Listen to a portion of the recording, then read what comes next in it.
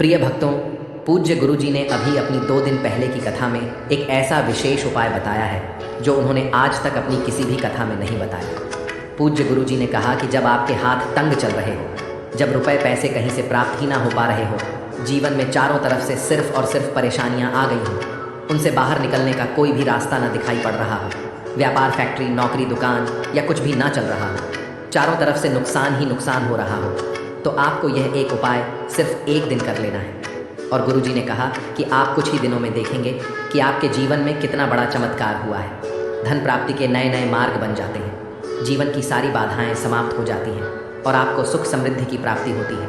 तो चलिए जानते हैं इस विशेष उपाय के बारे में। लेकिन उससे पहले आपसे हाथ जोड़कर निवेदन है कि चैनल पर अगर आप नए हैं तो कृपया वास्तुशास्त्र ज्ञान चैनल को सब्सक्राइब करके कमेंट बॉक्स में सच्चे दिल से जय माता लक्ष्मी अवश्य लिखें। प्रिय भक्तों, हम लोग अक्सर खाना थोड़ा ज़्यादा ही बनाते हैं और फिर कुछ खाना बच भी जाता है। सब्ज़ी या ग्रेवी अक्सर ख़त्म हो जाती है और रोटी बच जाती है। अगले दिन बासी रोटी कोई घर के सदस्य या बच्चे खाने से मना कर देते हैं। अगर आपके घर में भी ऐसा होता है तो यह जानकारी आपको हिला के रख देगी। अगर आप भी ऐसी रोटी खाते हैं तो आपको धनवान होने से कोई भी नहीं रोक सकता। और आगे इस वीडियो में हम जानेंगे कुछ ऐसी गलतियों के बारे में जो अगर आपके घर में भी महिलाएं करती हैं तो आज ही बंद कर दें, वरना पूरा घर हो जाएगा बर्बाद। तो पूरी जानकारी के लिए इस वीडियो को अंत तक ज़रूर देखिएगा। भक्तों, रसोई घर में यह गलती कभी भी नहीं करनी चाहिए। यकीन मानिए, शास्त्रों के अनुसार रसोई में इन गलतियों को करने वाला मनुष्य हर हाल में वह गरीब हो जाता है। उसे गरीबी का सामना करना पड़ता है, पूरे परिवार को इसका खामियाजा भुगतना पड़ता है। शास्त्रों में स्पष्ट बताया गया है कि जिस घर में माता अन्नपूर्णा जी का वास हो जाए तो माता के साथ साथ सभी देवी देवता एक साथ निवास करते हैं। ऐसा करने वालों के घर में अनाज का भंडार धन दौलत से भरा रहता है। जिस भी मनुष्य के रसोई घर में यह गलतियां यदि होती हैं तो इसे आप मामूली ना समझें और ना ही नज़रअंदाज करने की गलती करें। आपका पूरा घर गरीब हो सकता है। भक्तों, मनुष्य यदि जीवन में सफलता प्राप्त करना चाहते हैं तो उसके लिए सबसे ज़्यादा ज़रूरी है उसके स्वास्थ्य का सही होना। और उसका शरीर यदि स्वस्थ होता है तो मनुष्य सदैव ही अपने लक्ष्य को प्राप्त कर सकता है। ऐसे में शास्त्रों के अनुसार यदि आपका रसोई घर अच्छा है, उसमें यह गलतियां नहीं होती हैं, तो माता अन्नपूर्णा जी आपसे प्रसन्न हो जाती है, आपको माँ धनवान कर देती है। तो चलिए जानते हैं कौन सी है वह गलतियाँ। परंतु उससे पहले भक्तों, आपसे रिक्वेस्ट है कि वीडियो को लाइक करें, अपने भक्तों के साथ शेयर करें और यदि आपने अभी तक चैनल को सब्सक्राइब नहीं किया तो सब्सक्राइब करके बेल आइकॉन ज़रूर प्रेस करें। भक्तों, सबसे पहली बात, महिलाएँ ऐसी होती हैं जो खाना बनाने से पहले स्नान नहीं करती, हाथ पांव नहीं धोती हैं। रसोई घर में खाना बनाते समय इधर उधर जैसे में या मुंह पर हाथ लगाती है और फिर बगैर हाथ धोए बिना हाथों को साफ किया खाना बनाती है, तो ऐसे में खाना दूषित हो जाता है। इस तरह का खाना खाने पर घर परिवार में बीमारी आती है। माता अन्नपूर्णा जी नाराज़ हो जाती है। ऐसे घरों में दरिद्रता का वास हो जाता है। ऐसे घर में रहने वाले मनुष्य कामयाबी हासिल नहीं कर पा रहे हैं और राहु केतु का भी बुरा प्रभाव पड़ता है। इसीलिए ऐसी गलती कभी भी नहीं करनी चाहिए। सदैव स्वच्छ हाथों से ही खाना बनाना चाहिए। ऐसा करना माता अन्नपूर्णा को अति प्रसन्न करती है। दोस्तों, दूसरी बात शास्त्र में बताया गया है, जहाँ पर महिलाएं भोजन बनाती हैं वह स्थान स्वच्छ ना हो तो राहु केतु का बुरा प्रभाव पड़ता ही है, साथ ही क्षण भी रुष्ट हो जाते हैं। ऐसे घरों में कमाने वाले मनुष्य पर बुरा असर होता है। पूरा घर धीरे धीरे निर्धनता का शिकार होता चला जाता है। इसीलिए रसोई घर सदैव साफ सुथरा रखना चाहिए और गंगा जल से छिड़काव ज़रूर करना चाहिए। ऐसा करने से माता अन्नपूर्णा आकर्षित होती है और आपको आपके हर कार्य में कामयाबी मिलेगी। साथ ही उसके परिवार के हर सदस्य को उनके काम में कामयाबी मिलती है। भक्तों, तीसरी बात, अपने घर में धारदार चीज़ नहीं रखनी चाहिए। इससे परिवार में तनाव बढ़ता है और झगड़े आदि होने लगते हैं। ऐसे में रसोई घर में 1 या 2 से ज़्यादा चाकू छुरी नहीं रखनी चाहिए। ऐसे चाकू जिसका आप प्रयोग नहीं करते हैं परंतु आपने अब तक रसोई घर में उसे रखा हुआ है, तो ऐसे ही बेकार परिधि ऐसी चीज़ें घर में रखने से नेगेटिव आकर्षित होती हैं। इससे काफ़ी बुरा प्रभाव पड़ता है। भक्ति। चौथी बात, रसोई घर के सामने जूते, चप्पल, झाड़ू, पोछा कभी भी नहीं रखना चाहिए। इससे माता अन्नपूर्णा नाराज़ होती है और पूरे घर को गरीबी का सामना करना पड़ता है। इसे पाप भी माना जाता है। इसीलिए आपको कभी भी चप्पल, जूते या झाड़ू, पोंछा रसोई घर के सामने नहीं रखनी चाहिए, क्योंकि इससे घोर अनर्थ हो सकता है और माता नाराज़ हो सकती है। भक्तों, पांचवी बात, रसोई घर में खाना बनाते समय में महिलाओं को भोजन झूठा नहीं करना चाहिए। ऐसा करने से माता अन्नपूर्णा जी का पूर्ण अपमान होता है। इससे घर में दरिद्रता का वास हो जाता है और माता लक्ष्मी भी घर से रूठ कर चली जाती है। बहुत सी महिलाएं खाना बनाते समय खाने में नमक या मसाले चेक करने के लिए भी खाने लगती हैं। ऐसा नहीं करना चाहिए। शुभता का ख्याल रखें और खाना बनाते समय पूरे खाने को कभी भी झूठा ना करें, क्योंकि ऐसे में उनका अपमान माना जाता है। घर की सुख शांति भंग हो जाती है। इसीलिए यदि आप खाना बनाएं तो सबसे पहले आप खाने को थोड़ा कहीं पर चढ़ दें, थोड़ा सा किसी कन्या को खिला दें, तब भी आप भोजन छक सकते हैं। भक्तों, छठवीं बात, यदि बार बार आपके भोजन में बाल निकल आते हैं, इसे आप मामूली ना समझें। ऐसा माना जाता है कि खाने में बार बार बाल आना राहु केतु का बुरा प्रभाव होता है। ऐसा घर सदैव गरीब का गरीब ही रहता है। खाने में कभी भी बाल नहीं आना चाहिए, क्योंकि यह माता अन्नपूर्णा का सबसे बड़ा अपमान माना जाता है। यह घोर अनर्थ माना जाता है। ऐसे में खाने की शुद्धता भी भंग हो जाती है और परिवार को भयंकर बीमारियों का सामना करना पड़ सकता है। यह भूल कर भी ना करें। और खाना बनाते समय सदैव औरतों को अपने बाल बांध कर ही खाना बनाना चाहिए। दो भक्तों, वास्तुशास्त्र के अनुसार कुछ वस्तुएं ऐसी हैं जो रसोई घर में बिल्कुल भी नहीं रखनी चाहिए। इन्हें रखने से परेशानियों में वृद्धि भी होने लगती है। सातवीं बात, शीशा घर को सुंदर रखने के लिए कुछ लोग किचन में शीशा लगा देते हैं, परंतु वास्तुशास्त्र की माने तो रसोई घर में शीशे का प्रयोग नहीं करना चाहिए। ऐसा इसलिए क्योंकि किचन में चूल्हा अग्निदेव का सूचक माना जाता है। यदि शीशे में अग्नि का प्रतिबिंब दिख जाता है तो घर में अशुभ माना जाता है। इसके कारण घर में कलह क्लेश बढ़ने लगते हैं। इसी के साथ साथ घर की आर्थिक स्थिति भी बिगड़ने लगती है। तो यह गलती आप न करें। नंबर 2, गूंथा हुआ आटा। कई बार महिलाएं किचन में रोटी बनाने को गूंथा हुआ आटा या बचा हुआ आटा फ्रिज में छोड़ देती हैं और सुबह फिर से उसी का प्रयोग रोटी बनाने के लिए करती हैं। वास्तुशास्त्र के अनुसार यह सही नहीं होता। रसोई घर में गूंथा हुआ आटा रखने से शनि और राहु का नेगेटिव प्रभाव पड़ने लगता है। इसी कारण से जीवन में अनेक प्रकार की समस्याएं होने लगती हैं। भक्तों, 8वीं बात, टूटे। कई प्रकार के बर्तन प्रयोग होते हैं। टूटे हुए बर्तन ना रखें। रसोई घर में कुछ बर्तन ज़्यादा प्रयोग होने के पश्चात टूट जाते हैं, परंतु कई बार कुछ हद तक टूटे हुए बर्तन का प्रयोग करते ही रहते हैं। वास्तु के मुताबिक यह अच्छा नहीं माना जाता। रसोई घर में कभी भी टूटे फूटे बर्तनों का प्रयोग नहीं करना चाहिए। इससे परिवार के सदस्यों के बीच मतभेद में वृद्धि होने लगता है। चलिए अब जानते हैं कि बासी रोटी खाना आपके लिए कैसा है। भक्तों, खाना जब भी बासी हो जाता है तो हम उसे फेंक देते हैं। शायद आपने कभी भी नहीं सोचा होगा कि बासी खाना भी आपके लिए अच्छा हो सकता है। ऐसे में जाने बासी रोटी आपके स्वास्थ्य और भाग्य पर क्या असर डालती है, जिसे जानकर आप भी चौंक जाएंगे। भक्तों, आपको बता दें कि बासी रोटी पाचन तंत्र के लिए चमत्कार से कम नहीं है। बासी रोटी तन को दुरुस्त बनाती है। बासी रोटी में फाइबर की प्रचुर मात्रा पाई जाती है। खाने में फाइबर की अधिक मात्रा पाचन में सहायता करती है। बासी रोटी से पेट फूलने की समस्या, गैस की समस्या और कब्ज की समस्या से राहत मिल सकती है। इसीलिए भक्तों, बासी रोटी आपके लिए वरदान है। इसका उपयोग ज़रूर करें। वहीं यदि शास्त्रों की माने तो भोजन वैसे तो ताज़ा ही खाना चाहिए, परंतु जब तक भोजन खाने लायक है, खराब ना हुआ हो, तो उसे कभी फेंकना नहीं चाहिए, क्योंकि यह भोजन का अपमान है। ऐसे में जो मनुष्य बासी भोजन को फेंकता नहीं है और उसे ग्रहण करके सम्मान देता है, तो ऐसे मनुष्य पर माता अन्नपूर्ण सदैव प्रसन्न रहती है। परंतु इसमें एक बात का ध्यान देना बहुत ही आवश्यक है। बासी रोटी को जब भी आप खाएं या छोटे बच्चों को दें, तो पहले आप उसे अच्छे से चेक ज़रूर करें। यदि बासी रोटी में से रेशियो निकल रही है तो आपके बच्चे की जान जा सकती है या आप बीमार भी पड़ सकते हैं। बासी रोटी भले ही किसी चमत्कार से कम ना हो, परंतु लंबे समय तक बासी रोटी घर में रखना जहर के समान मानी जाती है। इसीलिए रेशियो वाली रोटी कभी भी ना खाएं। अब भक्तों, आपको पूज्य गुरुजी द्वारा बताया गया उपाय बताने जा रहे हैं। प्रभावशाली चमत्कारिक उपाय है जो कि आपकी किस्मत को चमका देंगे, आपको लाभ शुरू करते हैं। भक्तों, सनातन परंपरा में गाय माता गंगा और गायत्री का बहुत ज़्यादा धार्मिक महत्व है। मान्यता है कि गौ माता के शरीर पर 33 कोटि देवी देवताओं का वास होता है। गौ माता की पूजा करने वाले जातक पर इन सभी देव देवताओं की कृपा बरसती है। गौ सेवा से न सिर्फ इस जन्म के बल्कि पूर्व के भी दोष दूर हो जाते हैं। हर एक सुबह जब आपके घर में भोजन बनाना प्रारंभ हो तो सबसे पहले बनाई गई रोटी को आप गौ माता के नाम से निकाल दें और भोजन करने से पूर्व गौ माता को इस रोटी को खिलाएं।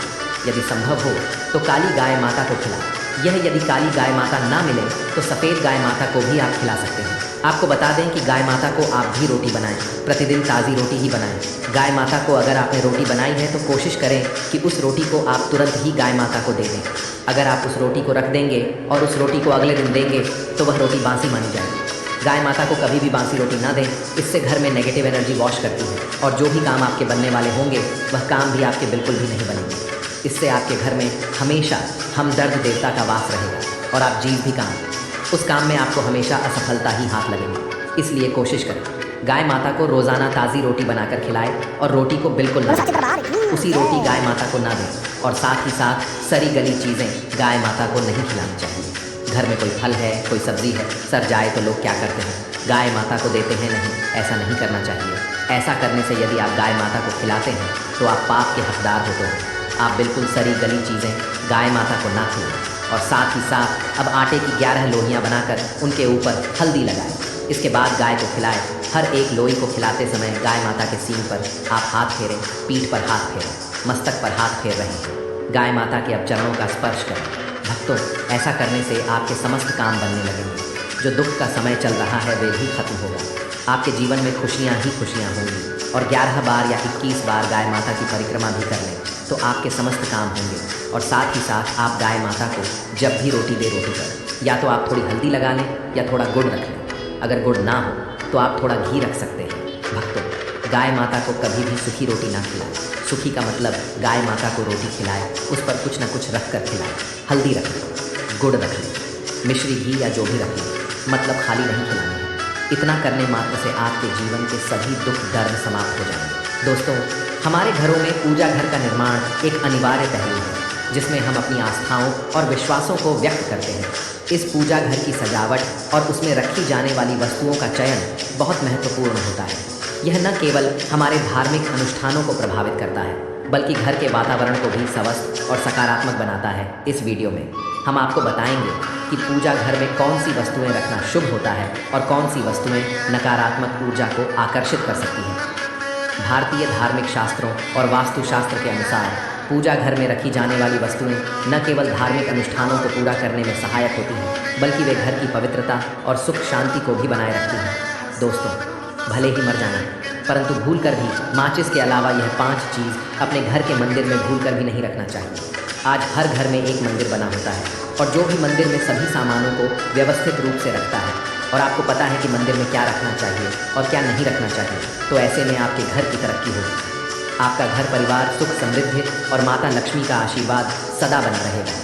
और जिस भी घर के मंदिर में गणेश जी की मूर्ति या तस्वीर या फोटो रखी हुई है तो उसे घर परिवार के किसी भी सदस्य को इस वीडियो को ज़रूर देख लेना चाहिए। और हाथ जोड़कर निवेदन है कि वीडियो को आज और अभी ही देख लो, वरना परिवार बर्बाद हो जाएगा। अपने परिवार को बर्बाद होने से बचा लेना। यह एक ऐसी जानकारी है जो अधिकतर गुप्त जानकारियाँ होती हैं जिन्हें आपको कोई नहीं बताता है और जिन्हें पता होता है उस घर के परिवार में सुख समृद्धि और वह घर परिवार के सभी सदस्य धनवान बनते चले जाते हैं। दोस्तों, आप में से किसी भी मनुष्य ने या इंसान ने टाइम निकालकर यह वीडियो पूरा देख लिया तो समझ लेना उस घर में सुख शांति के साथ साथ माता लक्ष्मी सदा के लिए घर में प्रवेश कर जाएगी। आज भी इस आधुनिक समय में कई ऐसे लोग होते हैं जो घर के मंदिर के सामने कई ऐसी हरकतें कर देते हैं जिसकी वजह से उसे घर परिवार में दुखों का पहाड़ टूट जाता है। आप देख पा रहे होंगे ना, ये वह लोग हैं जो अपने घर के मंदिर के सामने गलत संबंध बनाते हैं। और दोस्तों, साथ ही कुछ ऐसे पति पत्नी होते हैं जो कि घर का कोई स्थान नहीं देखते हैं। जब मन करे जब पति के साथ संबंध बनाना शुरू कर देती है। आज भी घर परिवार में ऐसे ऐसे पति पत्नी रहते हैं जो कि ना तो समय देखते हैं और ना ही कोई सा स्थान देखते हैं, पर हम संबंध बना रहे हैं, कुछ भी नहीं देखते हैं। और जो इस तरह की हरकत करता है उसका घर परिवार बर्बाद हो जाता है। और वीडियो को छोड़ने से पहले घर में जो अपने मंदिर बनाकर रख रखा है ना, उसमें से यह चीज़ बिल्कुल हटा देना। इसलिए ध्यानपूर्वक देखना हम क्या बताने जा रहे हैं आपको। आज अगर आपके घर में मंदिर है और आप भगवान की पूजा करते हैं तो आज यह वीडियो अपने मंदिर के लिए, अपने भगवान के लिए ज़रूर देख लेना। गलती से भी इस वीडियो को छोड़ मत देना, नहीं तो आपका घर पूरा बर्बाद हो जाएगा। वीडियो को हल्के में लेने की भूल बिल्कुल भी ना करें, नहीं तो घर में ऐसी गरीबी आएगी कि आपको खाने के दाने नसीब नहीं होंगे। आज नहीं तो कल, कल नहीं तो परसों, एक ना एक दिन तो यह वीडियो आपको ज़रूर ही देखनी पड़ेगी। तो हो सके तो बर्बाद होने से पहले ही इस वीडियो को देख लेना, घर परिवार बर्बाद होने से पहले ही बच जाएगा। आज भी भारत में ऐसे ऐसे कई लोग रह रहे हैं जिन्होंने अभी तक घर के मंदिर में से यह 3 चीज़ें हटाई नहीं हैं। और कुछ ऐसे भी लोग हैं जो घर का मंदिर को अपने बेडरूम में ही बना रखा है। ऐसे में कई पति पत्नी ऐसे हैं कि बेडरूम में ही अपने घर का मंदिर और बेडरूम में ही एक साथ पति पत्नी सोते हैं। कहने का मतलब ये है कि जिस कमरे में पति पत्नी एक साथ रहते हैं, एक साथ सोते हैं, एक साथ खाते हैं और दोस्तों एक साथ रात में संबंध बनाते हैं। और ज़रा सोच कर देखिए, आपके बेडरूम में भगवान जी का मंदिर है और आप भगवान जी के मंदिर के सामने ही संबंध बनाना शुरू कर देते हो। और भगवान जी के मंदिर के सामने इस तरह की हरकत करना बहुत गलत है। हम हाथ जोड़कर आपसे बोल रहे हैं कि कभी भी अपने बेडरूम में हो सके तो मंदिर नहीं बनाएं। हम ऐसे नहीं बोल रहे हैं कि पति पत्नी को संबंध नहीं बनना चाहिए, बल्कि हम आपसे यह बोल रहे हैं कि पति पत्नी को संबंध बनाना चाहिए, परंतु घर के मंदिर अलग होना चाहिए। भारत में शायद ही कोई ऐसा घर होगा जिसमें पूजा घर नहीं होगा, और पूजा घर वह स्थान होता है जहाँ से घर में सकारात्मक ऊर्जा का संचार होता है। इसलिए आपका पूजा घर वास्तु के हिसाब से ऐसा होना चाहिए जो आपके घर में सकारात्मक ऊर्जा का संचार बेहतर तरीके से कर पाए। अक्सर आप लोगों ने देखा होगा, हम पूजा घर में भगवान की मूर्तियाँ रखते हैं, परंतु पूजा घर में कुछ ऐसी भी चीज़ें रख देते हैं जिसकी वजह से घर तरक्की करने की बजाय नीचे डूब जाता है। अक्सर लोगों को गलतफहमी हो जाती है। कुछ लोग होते हैं ऐसे जो वास्तुशास्त्र को हल्के में लेते हैं और घर में रखी चीज़ों को जहाँ पर रखना चाहिए वहाँ पर नहीं रख पाते। आजकल के इस ज़माने में जो भी महिलाएं शादी ब्याह रचाकर हमारे घर में नई बहू बनकर आ रही हैं, उन्हें ना तो वास्तुशास्त्र का ज्ञान है और ना ही मंदिर में क्या रखना चाहिए, क्या नहीं रखना चाहिए। मंदिर के सामने ऐसी हरकतें बिल्कुल भी नहीं करनी है। इन सभी का आज के इस ज़माने में नई महिलाएं जो हमारे घर आ रही हैं, उन्हें इन बातों का बिल्कुल भी ज्ञान नहीं है। इसलिए आजकल की महिलाएं मंदिर के सामने कोई भी ऐसी ही हरकत कर देती हैं जिस तरह से भगवान की पूजा करने का समय होता है। इस तरह से दोस्तों, पति और पत्नी का एक दूसरे के साथ संभोग करने का सही समय होता है, परंतु आधुनिक समय में कई महिलाएं और कई पुरुष संभोग करने का समय भी नहीं देखते हैं। जैसे कोई महिला किचन में खाना बना रही होती है तो पुरुष संभोग के लिए रसोई में ही चला जाता है, जबकि ऐसा करना उचित नहीं है, और महिलाएं भी अपने पति को मना नहीं करती हैं। आधुनिक समय में पति पत्नी का किचन का बेडरूम बन जाता है, ये पता ही नहीं लगता, और जब घर बर्बाद होने लगते हैं तब जाकर अक्ल ठिकाने आती है। अगर आपके घर में ऐसी महिला है तो आपको मार देगा, आपको घुट घुट कर मरना पड़ेगा। अगर ऐसी महिला आपके साथ है तो आजकल आधुनिक समय में ऐसा समय आ चुका है कि घर की महिलाएं जिस तरीके से अपने कपड़े बदलती हैं, ठीक उसी तरीके से अलग अलग मॉडल परंपरा में समय बिताने लगी हैं। आपको बताने का तो मन नहीं कर रहा, पर दोस्तों सच तो यही है कि आजकल महिलाएं बहुत बदल चुकी हैं। और वीडियो शुरू करने से पहले आपसे निवेदन है कि कमेंट बॉक्स में जय हनुमान जय सीताराम अवश्य लिखें। जो भी भक्त इस वीडियो को देख रहे हैं उसके घर में सुख समृद्धि आए, उनके घर में कोई भी परेशानी नहीं आई और पूरा परिवार सुख शांति से अपना जीवन यापन करे। अगर आप में से कोई हनुमान जी महाराज को मानता है तो अगर सच में ही भक्त हैं तो आप इस वीडियो को लाइक कर नीचे कमेंट बॉक्स में एक बार जय हनुमान जी महाराज लिख देना। जो भी भक्त कमेंट बॉक्स में जय हनुमान जी महाराज लिखता है तो उसके मन में जो भी मनोकामना है वह पूरी कर देना। दोस्तों, पूजा घर में यह चीज़ों का रखना होता है, अशुभ धन का हो जाता है, नास माता लक्ष्मी ऐसे घर का कर देती है, त्याग इसी के साथ। इस वीडियो में हम जानेंगे उन विशेष चीज़ों के बारे में जिनका पूजा घर में होना है बेहद आवश्यक है। अगर घर में सुख समृद्धि व धन की कामना करते हैं तो यह 3 चीज़ें पूजा घर में होनी ज़रूरी है। स्वयं भगवान श्री कृष्ण ने बताया है, प्रत्येक मनुष्य अपने घर में एक छोटा सा पूजा घर अथवा मंदिर अवश्य बनाता है, जिसके अंदर वह अपने सभी प्रिय देवी देवता तथा उनसे जुड़ी महत्वपूर्ण चीज़ें श्रद्धा भाव के साथ रखता है। वह अपने मंदिरों में देवी देवताओं की तस्वीरें, पूजा पाठ का सामान इत्यादि चीज़ों को भी रख देते हैं। परंतु हमारे शास्त्रों में मंदिर के अंदर कुछ चीज़ें रखना जितना फलदायक होता है, उतना ही कुछ चीज़ों का रखना अमंगल और अशुभ होता है। यह कुछ वस्तुएं ऐसी हैं जिनसे घर में नकारात्मकता बनी रहती है और लड़ाई झगड़े, क्लेश और नुकसान ही नुकसान होता है। आज हम जानेंगे ऐसी ही अशुभ चीज़ों के बारे में जिन्हें कई लोग जाने अनजाने में घर के मंदिर में रख देते हैं। अगर आपके भी मंदिर में ऐसी चीज़ें रखी हुई हैं तो उन्हें तुरंत वहाँ से हटाकर किसी दूसरे स्थान पर रख दें, लेकिन पूजा घर में भूल से भी ना रखें। लोग ऐसा इसीलिए करते हैं क्योंकि उन्हें लगता है कि यह चीज़ें धार्मिक हैं और इनकी भी पूजा की जानी चाहिए। दोस्तों, भगवान श्री कृष्ण कहते हैं कि कलयुग में मनुष्य कुछ अशुद्ध चीज़ों को धार्मिक मानकर उनकी पूजा करेगा, जिसे शास्त्रों में वर्जित माना गया है। भगवान श्री कृष्ण ने इसकी भविष्यवाणी पहले ही की हुई थी कि कलयुग में मनुष्य अधारवा दोस्तों, सबसे पहले बात दीपक और धूप दान की दोस्तों, भारत की परंपरा मिट्टी से जुड़ी हुई है। इसीलिए मंदिर में पारंपरिक मिट्टी का दीपक अवश्य होना चाहिए। अगर आप मिट्टी का दीपक नहीं रख सकते हैं तो धातु के दीपक का उपयोग करें। अगर भगवान में आपकी आस्था ज़्यादा हो तो आप उपला रखकर गुड़ और घी का धूप भी दे सकते हैं। ऐसा करने से घर में सुख शांति बनी रहती है। दूसरी चीज़ है स्वास्थ्य। घर के मंदिर में स्वास्थ्य अवश्य होना चाहिए। या तो आप इसे रोली से बना लें, क्योंकि स्वास्तिक आपके घर की शक्ति, सौभाग्य, समृद्धि और शुभता का प्रतीक माना जाता है। यही मुख्य कारण है कि कोई भी शुभ कार्य करने से पहले स्वास्तिक का चिन्ह अवश्य बनाया जाता है। तीसरी चीज़ है कलश। भगवान श्री कृष्ण कहते हैं कलश सुख और समृद्धि का प्रतीक है। अपने मंदिर में रोली कुमकुम से स्वास्तिक बनाकर उस पर मंगल कलश अवश्य रखें। ऐसा करने से घर में सदैव समृद्धि बनी रहती है और ऐश्वर्य की प्राप्ति होती है। चौथी चीज़ है शंख। बहुत ही कम लोग जानते हैं कि शंख की उत्पत्ति समुद्र मंथन के 14 रत्नों के साथ हुई थी। इसी कारण से शंख माता लक्ष्मी को अत्यंत प्रिय है। शंख की ध्वनि से सकारात्मक ऊर्जा का भी संचार होता है, इसीलिए मंदिर में शंख अवश्य होना चाहिए। शंख के घर में उपस्थिति से माता लक्ष्मी भी प्रसन्न होती है और उस घर में कभी भी धन की कमी महसूस नहीं होती। पांचवी चीज़ है घंटी। मंदिर में आपने घंटी अवश्य देखी होगी, क्योंकि घंटी को शुभ माना जाता है। इसीलिए जब घर के मंदिर में घंटी की आवाज़ होती है, वहाँ का वातावरण शुद्ध और पवित्र बनता है। जिस घर में पूजा के दौरान घंटी बजाई जाती है, उस घर के आसपास की सभी नकारात्मक शक्तियाँ दूर हो जाती हैं और साथ ही सुख समृद्धि के द्वार खुलने लगते हैं। तो यह है वह वस्तु जिन्हें घर के मंदिर में ज़रूर रखना चाहिए।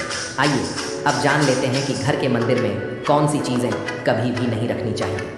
नंबर 1, गणेश जी की विषम संख्या में मूर्ति। घर में कभी भी गणेश जी की मूर्ति 3 अथवा 5 ऐसी विषम संख्या में ना रखें। अपने मंदिर में गणेश जी की केवल 2 मूर्तियाँ रखें, इसे शुभ माना जाता है। अगर आप अपने मंगल की कामना करते हैं तो गणेश जी की मूर्ति मुख्य द्वार पर अंदर की तरफ मुख करके लगा लें। कई लोग यह गलती करते हैं कि मुख्य द्वार पर गणेश जी की मूर्ति बाहर की ओर मुख करके लगा देते हैं, जिससे उन्हें काफ़ी नुकसान का सामना करना पड़ता है। अगर आप चाहें तो मुख्य द्वार के दोनों ओर लगा दें या फिर मुख्य द्वार के अंदर की ओर लगाइए, लेकिन खाली बाहर की ओर कभी भी नहीं लगाना चाहिए। नंबर 2, टूटे हुए चावल। अपने मंदिर में कभी भी टूटे हुए चावल ना रखें। इसके साथ पुराने चढ़ाए हुए चावल अधिक समय तक ना रखें, यह नकारात्मक ऊर्जा फैलाते हैं। यह बात भी ध्यान रहे कि आप मंदिर में रखने वाले चावलों का इस्तेमाल हल्दी में भिगोकर ही करें, इससे अधिक शुभ परिणाम मिलेंगे। नंबर 3, पूर्वजों की तस्वीर। अगर आपके घर के मंदिर में अपने पूर्वजों की तस्वीर रखी हुई है तो उसे तुरंत वहाँ से हटा दें, क्योंकि वास्तुशास्त्र में पूजा घर में मृत परिजनों की तस्वीरें रखना अशुभ माना जाता है। इससे अशुभ परिणाम प्राप्त होते हैं। मृतक परिजन पूजनीय और सम्माननीय है, किंतु उनका स्थान देवताओं के बराबर नहीं है। मृत परिजनों की तस्वीर घर के पूजा घर में रखने से पूजा घर का वातावरण भी नकारात्मक बन जाता है, जिसका अशुभ परिणाम हमें भुगतना पड़ता है। कई लोग साधु संतों की मूर्तियाँ अथवा साधु संतों की तस्वीरें भी पूजा घर में रख देते हैं, लेकिन ऐसा करना अशुभ माना जाता है। अगर आप किसी साधु संत को मानते हैं तो उनकी तस्वीर दीवार पर लगा सकते हैं, लेकिन पूजा घर में भूल से भी न रखें। भैरव जी और शनिदेव की मूर्ति ना तो घर के मंदिर में। भैरव जी, शनिदेव अथवा काली माता की मूर्तियाँ भी नहीं रखनी चाहिए। इसी के साथ ही माता लक्ष्मी की खड़ी हुई मूर्ति की भी पूजा में नहीं करना चाहिए। माता लक्ष्मी सदैव ही बैठी हुई मुद्रा में होनी चाहिए। इस प्रकार से हमें पूजा घर में इन मूर्तियों को नहीं रखना चाहिए। आइए अब जानते हैं उन शेष वस्तुओं के बारे में जो आपकी पूजा घर में ज़रूर होनी चाहिए। इन चीज़ों के पूजा घर में होने से घर में होती है धन की वर्षा माता लक्ष्मी करती है। ऐसे घर में स्थायी रूप से वास करती है। नंबर 1 है गंगा जल। हमारे शास्त्रों में गंगा जल को अत्यंत पवित्र माना गया है, इसीलिए पूजा घर में गंगा जल का होना अत्यंत आवश्यक है। गंगा नदी सभी पापों को नष्ट करने वाली तथा सभी व्याधियों का नाश करने वाली है। इसीलिए अगर आपके पूजा घर में एक तांबे के छोटे से पात्र में आप गंगा जल भरकर रखते हैं तो इससे आपके पूजा घर की शुद्धता बनी रहेगी और आपको आपकी पूजा का संपूर्ण फल प्राप्त होगा। दूसरी चीज़ है नंबर 2, शास्त्रों में कलश को पूर्णता का प्रतीक माना गया है। चाहे वह सत्यनारायण की पूजा हो, दीपावली हो, नवरात्रि का पर्व हो या फिर किसी भी प्रकार का उत्सव हो तथा मांगलिक कार्य हो, कलश की स्थापना किए बिना सब कुछ अधूरा माना गया है। पूजा में कलश का उपयोग देवताओं का आवाहन करने के लिए किया जाता है। ईश्वर के सामने तांबे के कलश में पानी भरकर रखना इतना शुभ होता है कि अगर हम अपनी रोज़ की पूजा करते समय भगवान के सामने तांबे के कलश में पानी भरकर रखें तो उसका चमत्कारी प्रभाव हमें अवश्य देखने को मिलता है। इसीलिए मुख्य रूप से तांबे के कलश का उपयोग करें। पूजा में अगर किसी सामग्री की कमी रह जाए तो परेशान ना हो या पूजा बीच में न छोड़ें। ऐसे में भगवान को चावल और फूल चढ़ाएं और मन में ही उस चीज़ का ध्यान करें। प्लास्टिक की बोतल में या किसी भी अपवित्र धातु के बर्तन में गंगा जल कभी भी नहीं रखना चाहिए। अपवित्र धातु जैसे एल्यूमिनियम और लोहे से बने बर्तन में गंगा जल नहीं रखना चाहिए। तांबे के बर्तन में रखना शुभ रहता है। केतकी का फूल शिवलिंग पर अर्पित नहीं करना चाहिए। किसी भी पूजा में मनोकामना की सफलता के लिए दक्षिणा अवश्य चढ़ाना चाहिए। माता लक्ष्मी को विशेष रूप से कमल का फूल अर्पित किया जाना चाहिए और अगर आप यह शुक्रवार के दिन करते हैं तो कई गुना लाभ मिलता है। इस फूल को 5 दिनों तक जल छिड़क कर पुनः चढ़ा सकते हैं। हमेशा इस बात का ध्यान रखें कि कभी भी दीपक से दीपक नहीं जलाना चाहिए। शास्त्रों के अनुसार जो व्यक्ति दीपक से दीपक जलाते हैं वह रोगी होते हैं। घर के मंदिर में सुबह और शाम को दीपक अवश्य लगाएं। एक दीपक घी का और एक दीपक तेल का जलाना चाहिए। पूजा में दीपक सही जगह रखना चाहिए। घी का दीपक हमेशा दाईं तरफ, तेल का दीपक हमेशा बाईं तरफ रखें। जलपात्र, घंटा, धूपदान जैसी चीज़ें हमेशा बाईं तरफ रखनी चाहिए। घर पर पूजा करते समय खड़े होकर पूजा ना करें और ना ही सीधे ज़मीन पर बैठकर पूजा करें। पूजा करने से पहले हमेशा आसन बिछाएं और आसन में बैठकर ही पूजा करें। इसके साथ ही बिना सिर ढके भी पूजा नहीं करनी चाहिए, स्त्री हो या पुरुष। पूजा करते समय हमेशा सिर को दुपट्टे या फिर रुमाल से ढकना चाहिए। किसी भी भगवान के पूजन में उनका आवाहन करना, ध्यान करना, आसन देना, स्नान करवाना, धूप दीप जलाना, अक्षत, चावल, कुमकुम, चंदन, पुष्प, कोई प्रसाद आदि अनिवार्य रूप से होना चाहिए। पूजन में पान का पत्ता भी रखना चाहिए। ध्यान रखें, पान के पत्ते के साथ इलायची, लौंग, गुलकंद आदि भी चढ़ाना चाहिए। पूरा दोस्तों, देवी देवताओं को हार, फूल, पत्तियां आदि अर्पित करने से पहले एक बार साफ पानी से अवश्य धो लेना चाहिए। सभी प्रकार की पूजा में चावल विशेष रूप से चढ़ाए जाते हैं। पूजन के लिए ऐसे चावल का उपयोग करना चाहिए जो अखंडित हो, यानी टूटे हुए ना हो। चावल चढ़ाने से पहले इन्हें हल्दी से पीला करना बहुत शुभ माना गया है। इसके लिए थोड़े से पानी में हल्दी घोल लें और उस घोल में चावल को डुबोकर पीला किया जा सकता है। पूजन करते समय इस बात का विशेष ध्यान रखें कि पूजा के बीच में दीपक बुझना नहीं चाहिए। ऐसा होने पर पूजा का पूर्ण फल प्राप्त नहीं हो पाता है। भगवान विष्णु को प्रसन्न करने के लिए पीले रंग का रेशमी कपड़ा चढ़ाना चाहिए। माता दुर्गा, सूर्य देव और श्री गणेश को प्रसन्न करने के लिए लाल रंग का, भगवान शिव को प्रसन्न करने के लिए सफ़ेद वस्त्र अर्पित करना चाहिए। किसी भी प्रकार के पूजन में कुल देवता, कुल देवी, घर के वास्तु देवता, ग्राम देवता आदि का ध्यान करना भी आवश्यक है। इन सभी का पूजन भी करना चाहिए। पूजन में हम जिस आसन पर बैठते हैं उसे पैरों से इधर उधर खिसकाना नहीं चाहिए। आसन को हाथों से ही खिसकाना चाहिए। यदि आप प्रतिदिन भी एक दीपक भी घर में जलाएंगे तो घर के कई वास्तु दोष भी दूर हो जाएंगे। सूर्य, गणेश, दुर्गा, शिव और विष्णु यह पंचदेव कहलाते हैं। इनकी पूजा सभी कार्यों में अनिवार्य रूप से की जानी चाहिए। प्रतिदिन पूजन करते समय इन पंचदेव का ध्यान करना चाहिए। इससे लक्ष्मी कृपा और समृद्धि प्राप्त होती है। तुलसी के पत्तों को 11 दिनों तक बासी नहीं माना जाता है। इसकी पत्तियों पर हर रोज़ जल छिड़क कर पूर्ण भगवान को अर्पित किया जा सकता है।